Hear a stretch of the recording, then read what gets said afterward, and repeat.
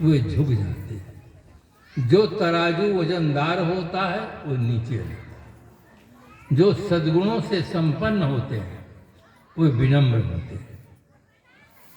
कभी कभी ऐसा देखा जाता है कि आदमी बहुत धनवान है, ये तो बहुत ही विनम्र है, एकदम सज्जन आदमी, कोई प्रकार का व्यसन नहीं, किसी प्रकार का कोई अहम नहीं।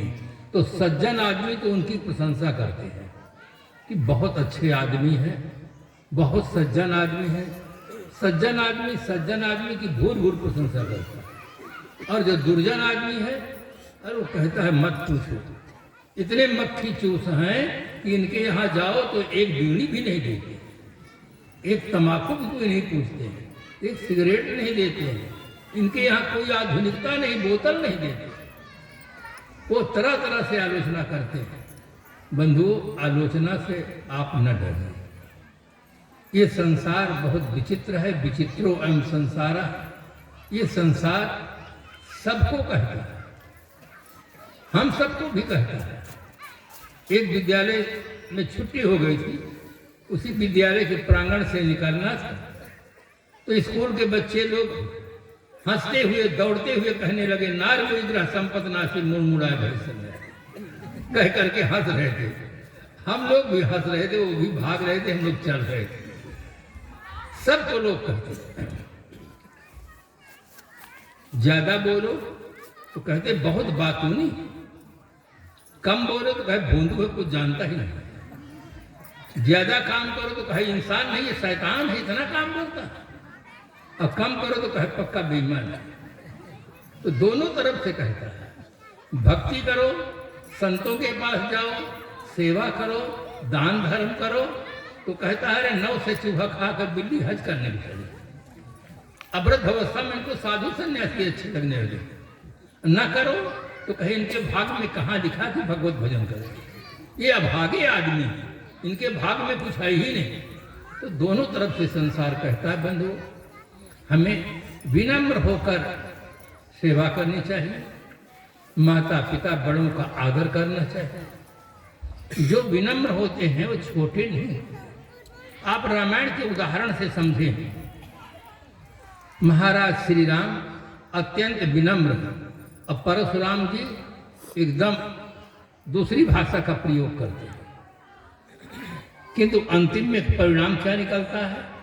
जाना राम प्रभाव तब, पुलक प्रफुल्लित गात, जोर पान बोले वचन हृदय न प्रेम अमात, अनुचित बहुत कहो अज्ञाता, क्षमहु क्षमा मंदिर दो भ्राता। मैंने अनुचित शब्दों का बहुत प्रयोग किया है। आप दोनों भाई क्षमा की मूर्ति हैं, हम क्षमा करें, क्षमा मांगें। हर आदमी के जीवन में विनम्रता एक भूषण है। जो आदमी विनम्र होते हैं उनसे सब मिलना चाहते हैं। जो अहम से भरे हुए होते हैं उनसे लोग मिलकर बचकर रहना चाहते हैं। बस न मिले न बात करें तो अच्छा। आदमी के जीवन में जो सद्गुण होते हैं वही उसके प्रशंसा के, सुखी जीवन के साधन होते हैं। इसलिए साहब पहले कहते कि अहंकार को छोड़ो। जैसे हम शरीर के विकारों को छोड़ते हैं तब स्वस्थ होते हैं, इसी प्रकार से मानसिक विकारों में एक अहंकार है, इसको पहले छोड़ो। आपा तजय हरि भजय। सबका नाम अनेक अर्था प्रसंगत्वात्। एक शब्द के अनेक अर्थ होते हैं, प्रसंग बदल जाने पर अर्थ बदल जाता है। हरि जो हरण करने वाले हैं संसार में, वो क्या चीज है जिसे कोई नहीं चाहता? वो क्या चीज है जिसे सब चाहते हैं? दो प्रश्न हैं। वो क्या चीज है जिसे कोई नहीं चाहता? वो क्या चीज है जिसे सब चाहते हैं? वो चीज है दुख। दुख कोई नहीं चाहता, चाहे नर हो, नारी हो, स्वदेशी हो, विदेशी हो, कोई भी प्राणी, दुख किसी को प्रिय नहीं। और सुख, सुख सब चाहते हैं। सब मंदिर को नहीं चाहते, सब मस्जिद को भी नहीं चाहते, सब गिरजाघर को भी नहीं चाहते, सब गुरुद्वारा को भी नहीं चाहते। किंतु सुख सब चाहते हैं। विश्व विभिन्न विचारों का केंद्र, एक प्रकार की विचारधारा नहीं है, अनेक प्रकार की विचारधारा। पाश्चात्य मनोवैज्ञानिक टेंसले ने लिखा है, यह बात उतनी सही नहीं है कि ईश्वर ने मनुष्य को बनाया है, जितनी यह बात सही है कि मनुष्य ने ईश्वर को बनाया। सोचिए कितनी विरोधी विचारधारा। हमारे भारतीय परंपरा में 3 प्रकार की विचारधारा पाई जाती है मुख्य रूप से। एक कहते हैं कि ईश्वर सगुण और निर्गुण दोनों हैं। जब जब होए धर्म की हानि, बाढ़ असुर अधम अभिमानी, तब तब प्रभुधर विविध शरीरा, हरहि कृपानित सज्जन पीरा।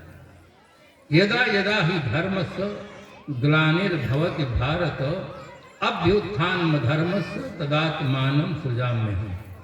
परित्राणाय साधूनां विनाशाय च दुष्कृतां, धर्म संस्थापनार्थाय संभवामि युगे युगे। महाभारत सीरियल में आप पहले सुनते। दोनों का भाव एक है। जब जब पृथ्वी पर अधर्म की वृद्धि होती है, तब तब अधर्म को निर्मूल करने के लिए, धर्म की स्थापना करने के लिए मैं अवतार लेता हूँ। एक विचारधारा। दूसरी विचारधारा है आर्य समाज की, जिसके संस्थापक महर्षि दयानंद जी। वे ईश्वर मानते हैं, किंतु कहते हैं कि ईश्वर निर्गुण है, निराकार है, सर्वव्यापक है, सर्वशक्तिमान है, किंतु कभी वो सगुण रूप धारण नहीं करता। सगुण रूप ईश्वर का नहीं मानते हैं। 2 प्रकार की विचारधारा।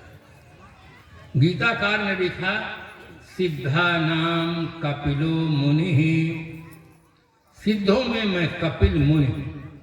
कपिल मुनि महान थे, इसीलिए उनकी महानता को स्वीकार किया गया।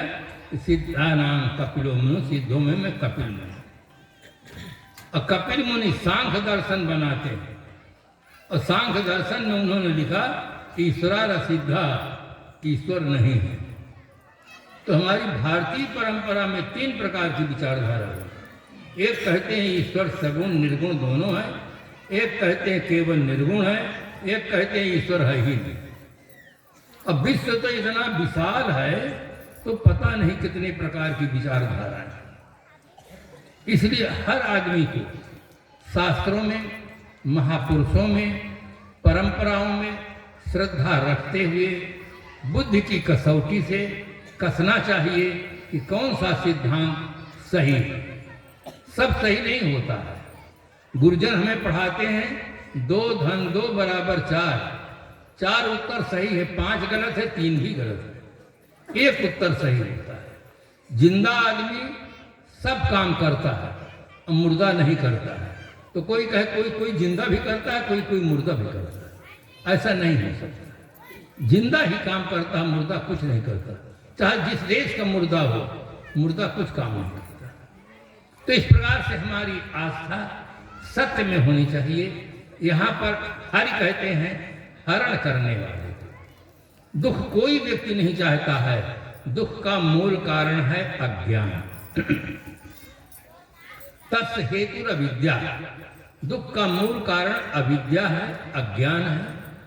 आदमी अज्ञान से अनेक समस्याओं को जन्म देता है। समस्याओं के समाधान में ही तन मन धन स्वाहा कर देता है। अफसोस फिर भी अज्ञान को मिटाने का प्रयास नहीं करता है।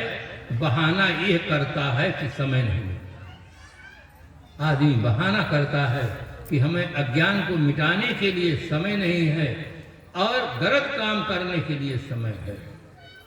सब चीज के लिए समय है। जो दुख का मूल कारण अज्ञान है, उसको मिटाने का उसके पास समय नहीं। आदमी चाहे जिस लोक में जाकर रहे, चाहे जिस देश में जाकर रहे, चाहे जिस पद में जाकर काम करे, जब तक उसके मस्तिष्क में अविद्या शेष है, तब तक आदमी दुख के बीच में रहे। दुख से मुक्त नहीं हो सकता है। इसलिए अज्ञान को हरण करने वाले हरि गुरुदेव, उनकी भक्ति करें। आपा तजय हरि भजय, अहंकार को छोड़ करके गुरु की भक्ति करे, उपासना करे, जिससे उसे वस्तु स्थित का यथार्थ बोध नहीं है, निर्भ्रांत बोध नहीं है लोगों को।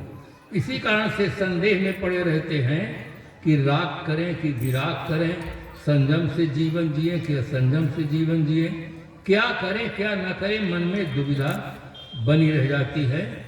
यथार्थ बोध की बहुत जरूरत है। जितने जीवन गुजर के लिए धन की जरूरत है, उतना ही हर आदमी को अच्छा जीवन जीने के लिए बोध की जरूरत है। मानसिक स्थिति ठीक न हो तो आदमी दुर्व्यसन छोड़ता नहीं, और मानसिक स्थिति ठीक हो तो आदमी दुर्व्यसन छूता नहीं। एक आदमी दुर्व्यसन को छोड़ता नहीं, कहता है दम टूट सकता है, सिगरेट शराब नहीं छूट सकता है, और दूसरा आदमी जीवन में कभी छूता ही नहीं, उसका पूरा जीवन चलता है। इसलिए बंधुओं, अज्ञान को मिटाने का प्रयास करना चाहिए। गरीबी को मिटाने के पहले अज्ञान को मिटाओ। लोग गरीबी को मिटाने के लिए तो बहुत प्रयास करते हैं, किंतु गरीबी का मूल कारण अज्ञान, उसको मिटाने का प्रयास नहीं करते। गरीबों के पास न रहने के लिए सुंदर मकान, न खाने के लिए पौष्टिक भोजन है, मगर उनका जीवन देखो तो दुर्व्यसनों और बच्चों से हरा भरा है। अनेक प्रकार के दुर्व्यसन के शिकार हैं।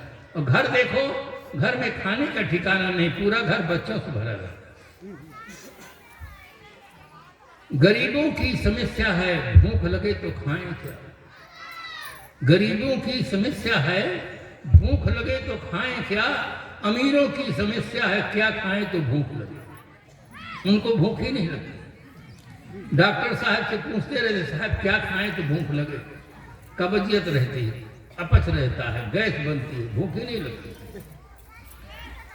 कुंवारों की समस्या है शादी कैसे हो।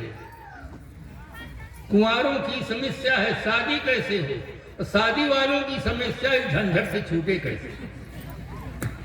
ये बहुत बड़ी झंझट है। सब झंझट का मूल शादी है। शादी न करो, जीवन आजाद रहे, देश विदेश घूमो, समाज को चलाओ, बहुत बढ़िया जीवन, दिव्य जीवन जीने का सौभाग्य मिलेगा।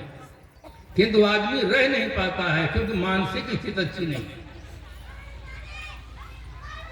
लोग शादी में हर्षोल्लास के साथ नाचते गाते हुए लाखों करोड़ों अरबों रुपये खर्च करते हैं, मगर हकीकत नहीं जानते। समस्याओं को निमंत्रण देकर बुलाते हैं, कहते हैं हम फ्री में हैं, आइए समस्याएं हम उसका समाधान करेंगे। पूरा जीवन वैसे हो जाता है। इसलिए बंधु, अज्ञान को मिटाओ। अज्ञान को मिटाओगे तो आपका दुख मिटता चला जाएगा, मिट जाएगा। अंधकार मिटता है प्रकाश से, और अज्ञान मिटता है ज्ञान से। इसीलिए मानसकार ने लिखा, धर्म ते विरत योग ते ज्ञाना, और ज्ञान मोक्ष प्रद वेद बखाना। हर आदमी को ज्ञानार्जन और धनार्जन दोनों करना चाहिए बंधु। धनार्जन जीवन गुजर के लिए, और ज्ञानार्जन अच्छा जीवन जीने के लिए। आपा तजय हरि भजय, अहंकार को छोड़कर सदगुरु की भक्ति करें। क्यों करें? यथार्थ बोध की प्राप्ति के लिए। तीसरे पॉइंट में है नख तजय विकार। नख से शिखा तक के विकारों का त्याग करना चाहिए। ये विकार ही दुख के मूल कारण। समय तेजी से बीतता चला जा रहा है। केवल संकेत देता हूं उन सज्जनों को जो शिक्षित हैं। इतिहास श्रीमद् भागवत महापुराण पढ़ें। राजा पुरुरवा का जीवन चरित्र, चक्रवर्ती सम्राट, और उसका विशाल पतन हो गया है। उसके मन में बहुत बड़ी ग्लानि पैदा हो गई है। ग्लानि होने पर वो दुख के कारण का अनुसंधान करता है। अनुसंधान करने पर अंतिम श्लोक बहुत सुंदर आया कि में तया नो अप्रथम रज्ज्वा व सर्प चेतसा रज स्वरूपा विदुषो यो अहम यदा जितेंद्रिया। जैसे मार्ग में रस्सी पड़ी हो, रस्सी को कोई व्यक्ति देखकर सर्प की कल्पना करे, दौड़े, गिर पड़े, चोट लग जाए, रस्सी का कोई दोष नहीं, दोष व्यक्ति का है जिसने रस्सी में सर्प की कल्पना की, उसका दोष है। इसी प्रकार से इन उर्वशियों का दोष कुछ नहीं है, दोष मेरा है। यो यद अजितेंद्रिय, जो मुझ में अजितेंद्रिय दोष है, इस दोष के कारण से मेरा विशाल पतन हुआ है। जिस किसी का आदमी का पतन होता है तो इसी दोष के कारण से होता है। मंत्र नहीं जपता इस कारण से नहीं होता, हवन नहीं करता इस कारण से नहीं होता, तीर्थाटन नहीं जाता इस कारण से नहीं होता है। अजितेंद्रिय दोष से आदमी का पतन होता है। साहब कहते हैं नख सिख तजे विकार, नख से शिखा तक के विकारों का त्याग करना चाहिए। कोई कोई सज्जन बहुत होशियार होते हैं, वो कहते हैं साहब हम रोज थोड़ा सिगरेट पीते हैं, जब बारात में जाते हैं फ्री में पाते हैं तब कभी कभी पी लेते हैं। एक कभी कभी बंधुओं बहुत खतरनाक होता है। एक पंडित जी थे, ज्योतिषी जी थे, उनकी एक ही लड़की थी। लड़की होनहार थी, उसको खूब अच्छी शिक्षा मिली। शादी का समय आया, ज्योतिषी जी ने सोचा कि हम अपना दामाद उसे चुनेंगे जिसके जीवन में 31 गुण। अब कुंडली मिलाने लगे, कभी 10 मिले, कभी 12 मिले, कभी 15 मिले, आगे मिलता नहीं था। अब पंडित जी निश्चित किए कि 31 गुण मिलेंगे तभी हम शादी करेंगे। समय बहुत बीता, लड़की की आयु 27 साल की हो गई। समाज के लोगों ने कहना शुरू किया कि पंडित जी केवल कुंडली मिलाएंगे कि और कुछ देखेंगे। पंडित जी के मन में एक आस्था थी कि जिन खोजा तिन पाइया, जो खोज करता है उससे मिलता है। खोज करते करते एक लड़के की कुंडली मिली, उसके 30 गुण मिल गए। पंडित जी ने कहा चलो हट छोड़ देते हैं, 30 गुण मिल गए, अब शादी होनी चाहिए। लड़के की मां ने कहा पंडित जी मेरे बेटे में एक दुर्गुण भी है। उन्होंने कहा मां अब दुर्गुण की बात मत करो, 30 गुण है तो चलेगा। दोनों तरफ से खूब धूमधाम से शादी होती है। लड़की जब ससुराल जाती है, घर से वहां से विदा होकर अपने माता पिता के घर आती है, तो माँ पूछती है कि बेटी मैं ऐसा सुनी हूं कि दामाद के जीवन में एक दुर्गुण है, मुझसे बताओ, मेरा बस चलेगा तो मैं उपाय करूंगी। लड़की समझदार है, वो अपनी ससुराल की बात अपने घर बताना नहीं चाहती। माँ विवश कर देती है बेटी मैंने तुझे जन्म दिया, दूध पिलाया, चलना सिखाया, भाषा सिखाया, प्यार से पालन पोषण किया, शादी की, तुम मुझसे छिपाती क्यों? मुझे सही सही बता, दामाद के जीवन में क्या दुर्गुण है, मैं उसे मिटाने का प्रयास करूंगा। तो कहा अम्मा कोई खास बात नहीं। फिर कहती खास बात, कोई बात तो है। हाँ कोई बात है। फिर बात बताओ क्या है? कहा वो प्याज खाते। अरे ब्राह्मण होकर के हमारी 20 विश्व मर्यादा है, प्याज खाते हैं। माँ को ऐसा कहने का ढंग लगा कि अगर नहीं संभाला जाएगा तो कहीं हाथ देखना हो जाएगा। लड़की बड़ी समझदार थी, तुरंत कहने लगी माँ रोज नहीं खाते, कभी कभी खाते हैं। थोड़ा सा माँ को राहत मिल गई कि रोज नहीं खाते, कभी कभी कहे कब खाते हैं? खाते तो है ना? हाँ माँ खाते हैं, तो कभी कभी खाते। कहे कब खाते हैं? कहा माँ जिस दिन मांस खाते हैं ना उस दिन प्याज खाते हैं। अरे बेटी मांस भी खाते हैं? हाँ माँ मांस खाते पर रोज थोड़ो खाते हैं, कभी कभी खाते। कहे कब खाते हैं? कहे माँ जिस दिन शराब पीते हैं ना उस दिन मांस खाते हैं। अरे बेटी शराब भी पीते हैं? हाँ माँ शराब पीते हैं, रोज थोड़ी पीते हैं, कभी कभी पीते हैं। कहा कब पीते हैं? कहा जब चोरी में पैसा ज्यादा पा जाते हैं। अरे चोरी भी करते हैं? हाँ माँ चोरी भी। कभी चोरी रोज करते कि नहीं?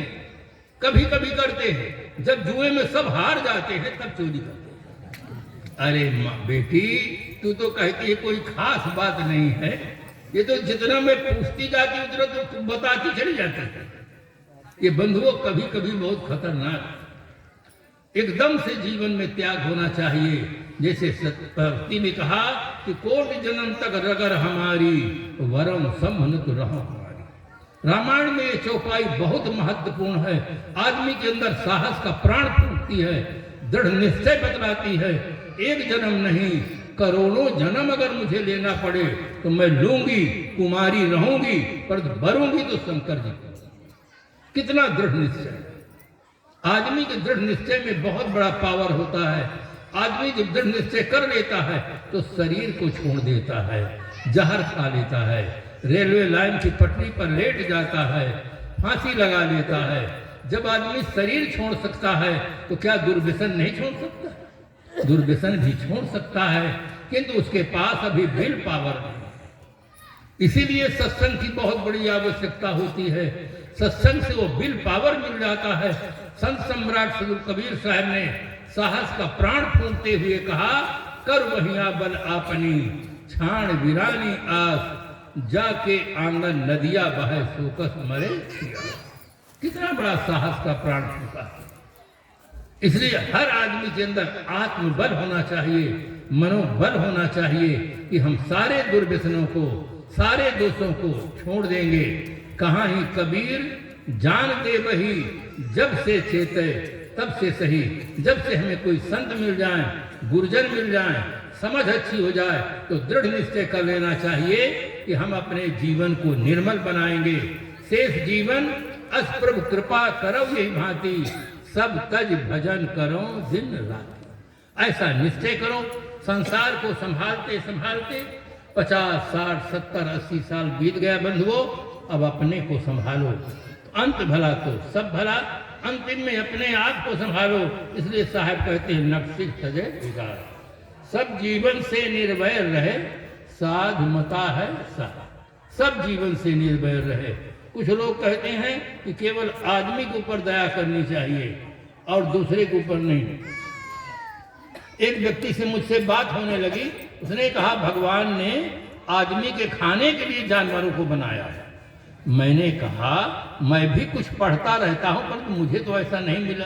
कहे नहीं महाराज, बिल्कुल सही है, परमात्मा ने आदमी के खाने के लिए जानवरों को बनाया है।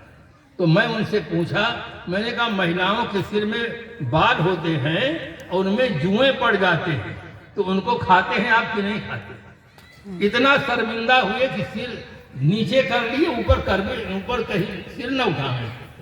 आदमी अपने खाने के लिए, अपने दोषों को छिपाने के लिए भगवान तक को दोष लगाता है। सब जीव अपने अपने कर्मानुसार शरीर धारण करते हैं, कोई किसी के खाने के लिए नहीं बनाए गए हैं। बंधुओं, वास्तविकता के बोध के लिए हमें सद्गुरु की भक्ति उपासना करना चाहिए। सदग्रंथों का अच्छी तरह से अध्ययन करना चाहिए। आदमी विभिन्न प्रकार के व्यंजन को तो खाना चाहता है, किंतु विभिन्न प्रकार के ग्रंथों को नहीं पढ़ना चाहता। ग्रंथों के पढ़ने से हमारी विचारधारा उदार होती है, विचारधारा सुंदर होती है, जीवन का सही ढंग से निर्माण होता है। बंधुओं, एक टाइम खाओ, किंतु एक टाइम जरूर एक ग्रंथों को पढ़ो, जिससे आपकी विचारधारा सुंदर हो, आपका जीवन सुंदर हो, आपका जीवन सार्थक हो। सुधरे व्यक्ति समाज व्यक्ति से, उसका असर राष्ट्र पर हो। जाग उठे जन जन का मानस, ऐसी जागृत घर घर हो। घर घर एक आज वैचारिक क्रांति की आवश्यकता है। इन देवियों के जीवन में भी वैचारिक क्रांति की आवश्यकता है। ये हमारी बहनें धर्म ग्रंथों को पढ़ें। लेखकों ने इनके साथ न्याय नहीं किया। लेखक लोग भी पक्षपात पूर्वक लिख दिए हैं। पद पंचक पर पद रत करई, रव रव नरक कलप सत परई, पद प्रतिकूल जन्म जहाँ जाई, विधवा हो पाए तलवाई। बहुत जहर भरी हुई चौपाइयां है। जो नारी पूर्व जन्म में परपति से प्रेम करती है, इस जन्म में भरी जमानी में विधवा हो जाती। अब पुरुष के लिए किसी ने कुछ लिखा कि जो पुरुष पूर्व जन्म में परपत्नी से प्रेम करता है तो इस जन्म में उसकी पत्नी मर जाती है। तो अगर ऐसा कोई कह दे तो पुरुष लोग कहने वाले की लंबी खबर लेंगे कि आप हमारे पूर्व जन्म की बात कैसे कह सकते हैं। इन महिलाओं के लिए, शांत देवियों के लिए, इनके लिए बहुत बहुत गलत चीजें लिखी गई है। इसलिए देवियों जागो, धार्मिक ग्रंथों को पढ़ो, अपनी मर्यादा के अनुसार जीवन जियो, किंतु एक सुंदर विचारधारा को लेकर के जियो। हमारी विधवा माताओं को लोगों ने कलंकित कर दिया कि इनका मुंह देखने से, सुबह देखने से हमारा दिन पार नहीं होता है। मैं पूछता हूँ, किसी लेखक ने नहीं लिखा है कि जिसकी पत्नी मर जाती है उसको मांगलिक कार्य में नहीं जाना चाहिए। पुरुष मांगलिक कार्य में जा सकता है, महिलाएं नहीं जा सकती हैं। बहुत पक्षपात पूर्वक ग्रंथ लिखे गए हैं। इसलिए आज क्रांति की आवश्यकता है। धार्मिक ग्रंथों को पढ़ो, धार्मिक जीवन जियो, विनम्र रहो, किंतु सही ढंग से माताओं का सम्मान होना चाहिए। विधवा नारी उसी प्रकार से आदरणीय है जिस प्रकार से एक विरक्त संत को देखकर हमारे मन में आस्था होती है। क्यों? उनका जीवन पवित्र है। विधवा का जीवन भी पवित्र होता है। उसको देखकर हमारे मन में कुछ अनूठा चिंतन नहीं होना चाहिए। सत्संग से जीवन में क्रांति होती है, परिवर्तन होता है। इसकी बहुत बड़ी आवश्यकता है। तो इस प्रकार से त्रिदिवसीय कार्यक्रम में अनेक मनीषी संतों ने अपने अनुभव से व्यवहार पक्ष और परमार्थ पक्ष दोनों पक्ष पर सुंदर चिंतन दिए हैं। आप बड़े श्रद्धा भाव के साथ सुने हैं। जितना सुने हैं, जो आपको समझ लगे उसे जीवन में प्रयोग करें, जिससे आपका जीवन निर्मल बने, पवित्र बने। कार्यक्रम के आयोजकों को और हमारे जो भंडार में रात दिन सेवा कर रहे हैं, यहाँ के नागरिकों को, दूर दूर से पधारे हुए सज्जनों को, देवियों को, सबको मैं साधु समाज की ओर से बहुत बहुत शुभकामनाएं करता हूँ कि इसी प्रकार से आप में संगठन बने, प्रेम बने, निरंतर हमारी माताओं को, बहनों को, बच्चों को, भाइयों को जीवन जीने में बल मिले, एक अच्छा जीवन जीने का सौभाग्य प्राप्त हो। इन्हीं शुभकामनाओं के साथ अपनी वाणी को विराम देते हैं। संतों को, गुरुजनों को सादर साहेब बंदगी। बोलिए सद्गुरुदेव की जय।